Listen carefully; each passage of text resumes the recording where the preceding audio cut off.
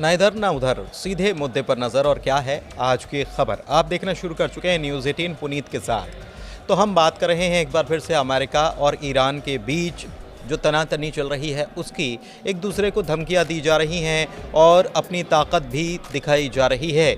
लेकिन ताकत दिखाने के साथ साथ अगर दोस्त भी साथ में आ जाए और कह दे कि मेरे दोस्त को अगर छेड़ा तो हम भी छोड़ेंगे नहीं, तो फिर क्या होगा। जी हाँ, ऐसा ही कुछ सुनने को देखने को मिला है। खबरें यही आई हैं और ये खबर आई है रूस की तरफ से। मेरे साथ मेरे सहयोगी आनंद मौजूद हैं, उनसे आज हम चर्चा करने वाले हैं कि रूस की तरफ से क्या कहा गया है, किसके लिए कहा गया है, और ईरान की तरफ से जो समझौते की बात अमेरिका ने कही है उसके बाद ईरान की तरफ से जवाब क्या निकल कर आया है। ये सारी बात हम करने वाले हैं। सीधे आनंद के पास चलते हैं। सबसे पहले बात करते हैं अभी के ताज़ा हालात पर कि क्या हुआ है, और उसके बाद फिर समझेंगे कि रूस की तरफ से क्या कहा गया है। आनंद। बिल्कुल, देखिए, ईरान पर अमेरिका लगातार नकेल कस रहा है और धमकियां लगातार दोनों तरफ से हो रही हैं, चाहे फिर वो ईरान हो चाहे अमेरिका हो। लेकिन जब इसमें तीसरा देश अगर जुड़ जाता है और एक देश के समर्थन में, तो जाहिर सी बात है वो जो युद्ध की जो संभावनाएं होती हैं वो अधिक बढ़ जाती हैं। दरअसल हुआ क्या है कि लगातार सबको पता है कि ईरान पर धमकी लगातार दे रहा है अमेरिका। अब अमेरिका पर भी, ईरान ने भी अमेरिका पर धमकी दिया है कि अगर ऐसा कुछ करता है तो ईरान भी नहीं छोड़ेगा। लेकिन इसमें जो तीसरा देश शामिल होता है वो है रूस। अच्छा। रूस ने स्पष्ट कर दिया है और बता भी दिया है कि ये जो मेरे जो सहयोगी हैं, मेरे मित्र हैं, ईरान को बताया है कि ईरान मेरा मित्र है। अगर ईरान पर अमेरिका ने कोई भी सैन्य कार्रवाई करता है तो अमेरिका को इसका विनाशकारी परिणाम भुगतना पड़ेगा। और इस घटना के क्या बोलते हैं, रूस के इस प्रतिक्रिया के बाद से लगातार जो है कि खबरें चलने शुरू हो गई कि क्या अब ईरान के साथ रूस और साथी जो ईरान के जो दोस्त हैं, संबंधित दोस्त हैं, वो भी क्या साथ में लड़ेंगे। जैसे कि रूस के साथ अगर आएगा तो उत्तर कोरिया भी आ सकता है। उत्तर कोरिया के साथ साथ कई जो देश हैं वो ईरान के समर्थन कर देंगे। तो देखना ये होगा कि जो अमेरिका ने, पहले तो समझना होगा कि अमेरिका ने क्या धमकी दिया था। दरअसल डोनाल्ड ट्रंप एक प्रेस कॉन्फ्रेंस में बोलते हैं कि अगर ईरान परमाणु समझौते पर चर्चा नहीं करता है तो उस पर बमबारी किया जाएगा, ईरान पर बमबारी की जाएगी।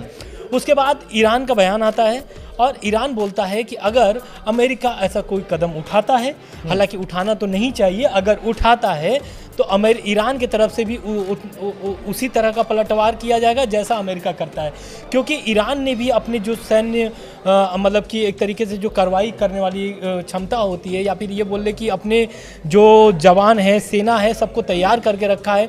और हम लोग कुछ दिनों पहले बनाए भी था, एक मिसाइल सिटी के नाम से दिया था, हम लोग वीडियो भी बनाए थे। तो मिसाइल सिटी जो ईरान का है उसको भी धीरे धीरे तैयार करने के एक तरीके से उसको भी अलर्ट मोड पर रख दिया, ऐसा बोला जाए तो ये सब जो चीज़ें हैं, एक तरीके से ईरान एकदम अब इसको हल्के में नहीं लेना चाहता है क्योंकि ईरान पहले भी धोखा खा चुका है अमेरिका से, अब दूसरी बार धोखा नहीं खाना चाहता है। और ये जो धोखा खाया था ये हम लोग वीडियो में आगे बताएंगे कि कैसा धोखा ईरान ने खाया था अमेरिका से। दरअसल अगर ईरान और रूस के संबंधों की अगर बात कर ली जाए तो काफ़ी अगर पहले जाएंगे तो दोनों के बीच में कुछ तलखियाँ और कुछ हमले वगैरह, ये काफ़ी पहले की बात है, वो भी देखने को मिले। लेकिन बाद में जब शीत युद्ध समाप्त हुआ उसके बाद दोनों देशों के बीच बहुत सुधार हुआ है, बहुत व्यापार भी हुआ है। सबसे बड़ी बात यह कि डिफेंस के मामले में ईरान का सबसे बड़ा साझीदार जो है वो रूस है। S-300 मिसाइल सिस्टम जो उसका है, रक्षा प्रणाली जो है वो भी दी है, और तमाम चीज़ें भी दी गई हैं। व्यापारिक दृष्टिकोण से अगर देखा जाए तब भी सारी चीज़ें, और तो और कुछ खुफिया जानकारियाँ भी साझा की जाती हैं। हाल में मसूद पेज़ेश्कियान गए भी थे, रूस, ईरान के राष्ट्रपति वो भी रूस गए थे, वहाँ पर भी और भी समझौते हुए हैं कि और हम प्रगाढ़ दोस्ती करने वाले हैं आने वाले दिनों में। तो ये प्रगाढ़ दोस्ती जो है ये बनी हुई है, और इसीलिए रूस की तरफ से ये कहा जा रहा है कि अगर हमारे साथी को छेड़ा तो हम छोड़ेंगे नहीं, और हमारे साथ में और भी साथी साथ में आ जाएंगे। लेकिन ईरान क्या अभी ऐसी स्थिति बन रही है, मैं समझना चाह रहा हूँ कि युद्ध की बातें हो रही हैं कि हम इतना बम मारेंगे कि कभी देखा नहीं होगा। ये अगर अमेरिका कह रहा है तो ये धमकी भर है, या वाकई में युद्ध के हालात बन रहे हैं? क्योंकि मिसाइल सिटी कोई दिखा रहा है, कोई कह रहा है कि हम हमारे बॉम्बर्स जो हैं हमने वो तैनात कर दिए हैं।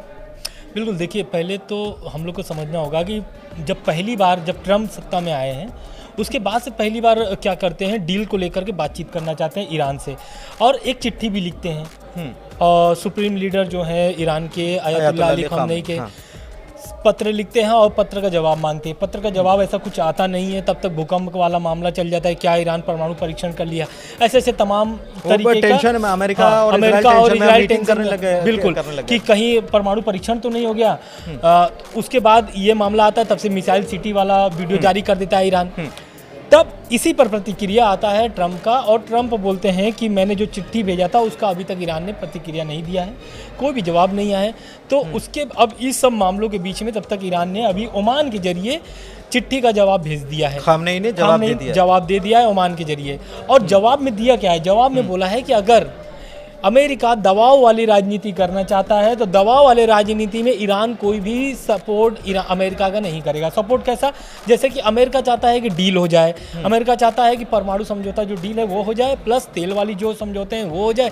बहुत सारे जो डील की जो रूपरेखा तैयार किया है अमेरिका ने, उस पर चर्चा करना चाहता है। मतलब लेकिन युद्ध की जो परिस्थितियां बन रही हैं या धमकियां दी जा रही हैं, उसमें कूटनीति का खेल भी चल रहा है।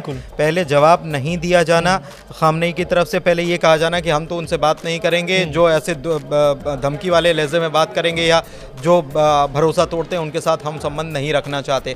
दूसरी तरफ एक लेटर भी जारी करना, तो एक कूटनीति का भी खेल चल रहा है। बिल्कुल। और एक चीज़ और मैं आपसे ये इस चीज़ को समझना चाह रहा हूँ, जब मैंने ये सवाल किया कि क्या युद्ध जैसी परिस्थितियाँ हैं या फिर कुछ और चल रहा है और ईरान को भी उस बात की खबर लग गई है। बिल्कुल, देखिए क्या होता है ना कि जब अमेरिका, पहली बात तो अमेरिका जहाँ भी हाथ लगाता है उस देश को बर्बाद ही कर देता है, ऐसा देखा गया है और अभी भी देखा ही जा रहा है। लगभग 3 साल से रूस यूक्रेन का युद्ध हो रहा है। इराक को देख लीजिए, इराक देख लीजिए, कतर देख लीजिए, कतर में भी बहुत सारे, अफगानिस्तान हो गया। तो ऐसे करके अब ईरान जानता है कि अगर मैं अमेरिका को थोड़ा सा भी छूट दिया तो ईरान को बर्बाद करने में उसको समय नहीं लगेगा।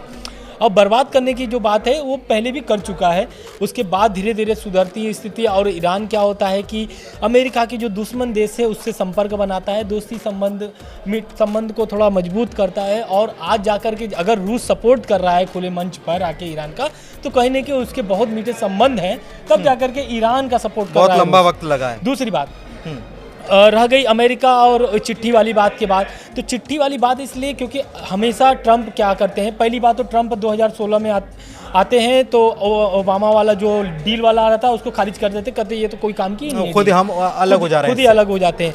लेकिन अब उसी डील को क्यों लेके आना चाहते हैं, क्यों? क्योंकि ये जो डील थी ओबामा वाली डील यही थी कि जो ईरान है वो तेल जो बेच रहा है उस पर प्रतिबंध, पहले बात की जो प्रतिबंध लगी थी उसको लेकर के डील आया था कि भाई अगर आप डील कर लेते हो तो आपका जो प्रतिबंध है वो हटा दिया जाएगा। डील में 5 देश शामिल थे, खाली अमेरिका नहीं था उसमें। मुख्य रूप से अमेरिका के बाद अगर था कोई देश तो वो था ब्रिटेन। अब ये 5 देश क्या करते हैं कि बातचीत करते हैं, डील की बात होती है, तब तक ओबामा की छुट्टी हो जाती है सत्ता से। लेकिन अब सत्ता में आते हैं कौन? ट्रंप। 2016 में ट्रंप आते हैं, इसको पूरा खारिज कर देते हैं। लेकिन अमेरिका ये नहीं देखता है या ट्रंप ये नहीं देखते हैं कि मेरे साथ साथ 4 देश और थे, क्योंकि उनकी तो बात बिगड़ गई, उनकी जो संबंध थे, उनकी जो बातचीत थी, चर्चा थी, वो तो खत्म हो गई। तो ये सब चीज़ देखते हुए क्या होता है कि ट्रंप फिर से लेके आके आते हैं। और ट्रंप देखिए कहीं ना कहीं ट्रंप भी दबाव में है, इसलिए दबाव दे रहे हैं। ट्रंप को दबाव कैसे मिल रहा है? रूस यूक्रेन युद्ध से। ब्रिटेन और फ्रांस दोनों किसके समर्थन में खड़े हैं?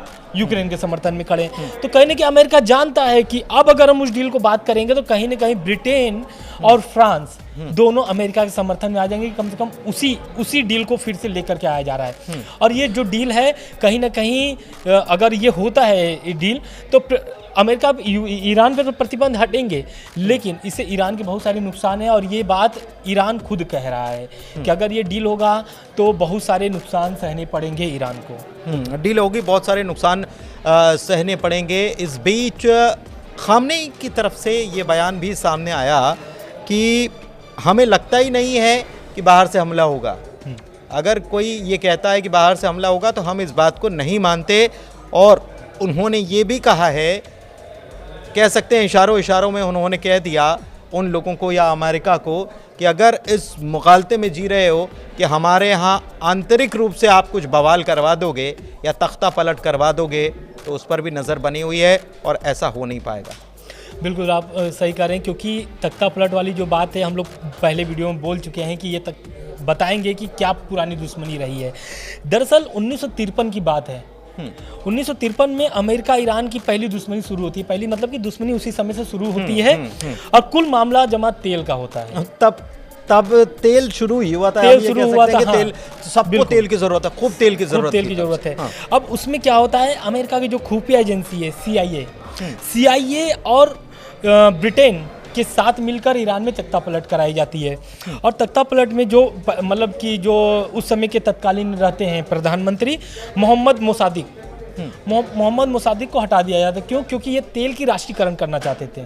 तेल का राष्ट्रीयकरण कर देते तो वो 100% क्या होता, तेल का वो होता, क्या बोलते हैं, ईरान का सरकार के हाथ में आ जाता और ईरान की पूरी भागीदारी होती 100%, उसमें किसी भागीदारी नहीं होती। तो ये क्या करना चाहते थे मोसादिक, ये करना चाहते थे तेल की राष्ट्रीयकरण। तो उसी समय क्या करते हैं, ब्रिटेन और अमेरिका मिल करके तख्ता पलट कराते हैं और लेके आते हैं अपने आदमी को वो लेकर के आते हैं। उनका नाम आता है Shah Reza Pahlavi. Shah Reza Pahlavi एक तरीके से अय्याश किस्म का आदमी थे और उनको क्या ही चाहिए, जो अमेरिका और ब्रिटेन बोल रहा था वही करते चल रहे थे। ये चीज़ को समझने के लिए वहाँ पर एक बहुत मतलब कि नामी गिनामी नेता सामने आते हैं। अगर आप कभी सर्च भी करेंगे ईरान के प्रमुख नेता के तौर पे, तो हमको लग रहा है कि उनका पहला नाम आएगा खुमैनी। तो ये खुमैनी जो थे, ये चीज़ समझ गए थे पहलवी को कि ये देश को बेच रहा है, क्योंकि तेल ईरान का है और मजा ले रहा है अमेरिका। तो क्या करते हैं, खुमैनी आते हैं, एक तरीके से पूरी तरीके से मतलब कि बगावत शुरू कर देते हैं सरकार मतलब के एक खिलाफ। प्रकार से नया ईरान बन जाता है, नया ईरान बनाने की वो एकदम वो ठान लेते हैं। और खुमैनी जो पहलवी रहते हैं वो इस विरोध प्रदर्शन को देखते हुए खुमैनी देश छोड़ करके भाग जाते हैं। अब खुमैनी के हाथ में आ जाता, पहलवी छोड़ करके भागते हैं और उसके बाद खुमैनी के हाथ में आता है क्या, सत्ता। खुमैनी के हाथ में सत्ता आता है। फिर उसके बाद जो दुश्मनी शुरू होती है ईरान और अमेरिका की, और अभी तक आपको वो दुश्मनी देखने को बीच में थोड़े से संबंध ठीक होते हैं, फिर बिगड़ते हैं, संबंध बिल्कुल वही संबंध वो सुधरते हैं 2016 में, जो लेकर के 2015 में ओबामा लेकर के आते हैं डील। और उस समय सुधरने के एकदम लग रहे थे कि ऐसा है कि अब ईरान और अमेरिका की जो दुश्मनी है वो खत्म हो जाएगी। लेकिन तब तक ओबामा आ जाते हैं, हाँ, सरकार चली जाती है और ट्रंप आते हैं, ट्रंप पूरा खारिज कर देते हैं। तो पूरा जमा मामला ये तेल वाला दिलचस्प ये है आनंद कि ट्रंप 2 बार आ चुके हैं और जब भी आते हैं तो आते से ही ऐसा कुछ धमाका करने के मूड में रहते हैं कि बोले अपनी मौजूदगी भी तो दर्ज होना चाहिए। बिल्कुल, अमेरिका से हैं, अमेरिका के राष्ट्रपति हैं, तो हमको समझो तो सही। और हम जब तक हाँ ना बोलेंगे या ना बोलेंगे तब तक कुछ हो ना पाएगा। तो ये एक मैसेज पहुंचाने की कोशिश ट्रंप हमेशा से करते हुए आए हैं। बाकी अमेरिकी राष्ट्रपतियों से इतर उन्होंने एक नई लाइन लिखने की कोशिश वो हमेशा से करते हुए नजर आए हैं। एक चीज़ और है कि अगर युद्ध के हालात बनते हैं तो अगर मैं गलत नहीं हूँ 7 मुस्लिम देश हैं जो अमेरिका के साथ खड़े हुए हैं। और अमेरिका मतलब ईरान के आसपास अगर मिडिल ईस्ट में देखें तो उनके हवाई अड्डे और बहुत सारी सैन्य सहायता बिल्कुल। अब ईरान हो गया, कतर हो गया, सऊदी अरब हो गया, लगभग मिडिल ईस्ट में बहुत सारे एयरबेस हैं अमेरिका के। और अगर युद्ध के हालात बनते हैं, अगर ऐसा होता है कि युद्ध होगा अमेरिका और ईरान के बीच, तो पहले ईरान जो है ना कमर तोड़ेगा अमेरिका का, तो वो एयरबेस से तोड़ेगा। क्योंकि मिडिल ईस्ट में अमेरिका के बहुत सारे एयरबेस हैं और अगर अमेरिका ईरान पर हमला शुरू करेगा तो एयरबेस से ही शुरू करेगा, क्योंकि डायरेक्ट अमेरिका से आने में तब तक तो सब लीक हो जाएंगी बातें। अगर एयरबेस से हमला शुरू करता है ईरान के ऊपर, तो जाहिर सी बात है ईरान भी उसी टाइप से अपनी तैयारी बांध करके चल रहा है कि अगर अमेरिका हमला करता है तो पहले सभी एयरबेस को बर्बाद करेगा, मतलब वो टारगेट करके रखा। लेकिन इस बीच दिलचस्प बात यह है कि एक खबर और आई कि अमेरिका ने इन एयरबेस की जगह पर हिंद महासागर में डिएगो गार्सिया एयरबेस, बिल्कुल हाँ, और वो है ईरान से 4700 किलोमीटर दूर, और वहां से तैयारी शुरू कर दी है। उनके स्टेल्थ बॉम्बर्स जो हैं B-2 स्टेल्थ बॉम्बर्स जो हैं वहाँ से, इसीलिए क्योंकि ये बैलिस्टिक मिसाइल की जद में नहीं आता, 4700 किलोमीटर बैलिस्टिक मिसाइल की जद में नहीं आता, तो ये तैयारियां वहाँ पर शुरू कर दी गई हैं। तो उससे एक स्थिति और बनती है। लेकिन अभी हाल में ईरान की तरफ से मिलिट्री एक्सरसाइज हुई थी, अभी एक 25 तारीख को ही, और इसके पहले आपको याद होगा हमने बात की थी कि चाइना और रूस के साथ मिलकर भी इन्होंने अरब खाड़ी में हुई थी और तीनों देश करके मिल करके सैन्य अभ्यास भी किया। किए थे। बिल्कुल। तो सैन्य अभ्यास किया, सैन्य अभ्यास से ताकत भी दिखा दी और ये भी समझा दिया कि अगर आप सत्ता पलट की बात मैं कह रहा था, क्या अमेरिका ये कोशिश, क्योंकि ट्रंप ये कह चुके हैं कि हमको युद्ध नहीं लड़ना, हम चाहते हैं कि बातचीत से मामला सॉल्व हो जाए, क्योंकि ये भी खबर आई थी कि नेतन्याहू ने कहा था कि आप बोलो, हमने उनके परमाणु जो सेंटर्स हैं वो टारगेट करके रखे, हम हमला कर देते हैं, हथियार दे दो, बस हमको मिसाइलें चाहिए इतनी दूर तक मार करने वाली। बिल्कुल। आप इसी बात पर लेकर के ईरान का भी बयान है। ईरान बोलता है कि अमेरिका हमें मजबूर कर रहा है कि मैं परमाणु बम बना लूँ। और ये ईरान के जो है नेता हैं, उन्होंने बोला है कि अगर अमेरिका का लगातार इसी तरह दबाव बनता रह गया और इसी तरह दबाव की राजनीति अगर अमेरिका करता रह गया तो मुझे मजबूरी में ही परमाणु बम बनाने की योजना बनानी पड़ेगी। एक मतलब ऐसा प्रतिक्रिया, वो तो पहले ही बोलता है कि हम परमाणु बम नहीं बना रहे हैं, लेकिन अगर ईरान को मजबूर किया जा रहा है तो परमाणु बम बनाने में इसको कोई देरी नहीं लगेगी। लेकिन एक चीज़ और कि रूस ने कह दिया कि भाई हम साथ में खड़े हुए हैं और अगर हमारे दोस्त की तरफ देखोगे तो हम भी छोड़ेंगे नहीं। चीन की तरफ से बयान नहीं आया। मैं इसलिए कह रहा हूँ क्योंकि टैरिफ वॉर को लेकर के चीन पहले से ही गुस्से में नाराज़ बैठा हुआ, और चीन ने यह भी कह दिया था आनंद कि आप टैरिफ वॉर छेड़ लो या कोई भी वॉर छेड़ लो, फिर हम उसके लिए तैयार हैं। तो क्या बीते दिनों चूंकि मिलिट्री एक्सरसाइज इन्होंने की है, तो उसके बाद क्या ये हम मान सकते हैं कि चीन भी साथ में आके खड़ा हो सकता है ईरान का? बिल्कुल। देखिए, अगर लड़ाई होता है, अगर युद्ध शुरू होता है, मुझे लगता है कि लड़ाई शुरू होने से ज़्यादा ये है कि अभी कौन किसके साथ खड़ा है और कौन कितना प्रेशर बना सकता है। क्योंकि देखिए, रूस अगर खुले मंच पर सपोर्ट कर दिया ईरान को तो जाहिर सी बात है चीन को आना पड़ेगा। क्यों? क्योंकि चीन और रूस जो है यूएन में क्या बोलते हैं, वीटो पावर में है, और चीन कभी भी रूस का साथ नहीं छोड़ना चाहता है। क्योंकि जिस तरीके का अमेरिका चीन पर भी बहुत सारे दबाव बनाए हुए, बहुत सारे क्या बोलते हैं वॉर, जो टैरिफ ऑफ वॉर की बात कर रहे हैं, तो वहाँ पर ये लोग का तो बहुत शुरू से स्टार्टिंग से ही चल रहा है। बिजनेस को लेकर के हमेशा अमेरिका और चीन लड़ते भिड़ते रहते हैं। तो कहीं ना कहीं अमेरिका के दबाव में चीन सपोर्ट कर सकता है ईरान को, रूस के साथ साथ। और उसके साथ साथ उत्तर कोरिया तो खुले मंच बहुत सारे हथियार, आधुनिक हथियार ईरान को मुहैया करा चुका है, और ज़रूरत पड़ने पर जब रूस के धरती पर उतर सकता है उत्तर कोरिया के सेना, तो ईरान में क्यों नहीं उतर सकता है? क्योंकि दोनों ही उसके जिगरी दोस्त बन चुके हैं अभी तक भर में। बिल्कुल। तो कुल मिलाकर ये कहानी आपने समझी कि अभी कौन देश कौन सा खेल खेल रहा है, किसकी तरफ से क्या प्रेशर बनाया जा रहा है। अंतर्राष्ट्रीय स्तर की राजनीति कुछ इसी तरीके की होती है। वहाँ पर बयानों के भी मायने होते हैं और कौन साथ में आकर खड़ा हो गया है, उसके बाद परिस्थितियाँ बदल जाती हैं। ये बार बार कहा जाता है कि अगर हमारी तरफ देखा तो अच्छा नहीं होगा, हम इतने बम मारेंगे, हम उतने बम मारेंगे, हमारे पास ये ताकत है, हमारे पास वो ताकत है।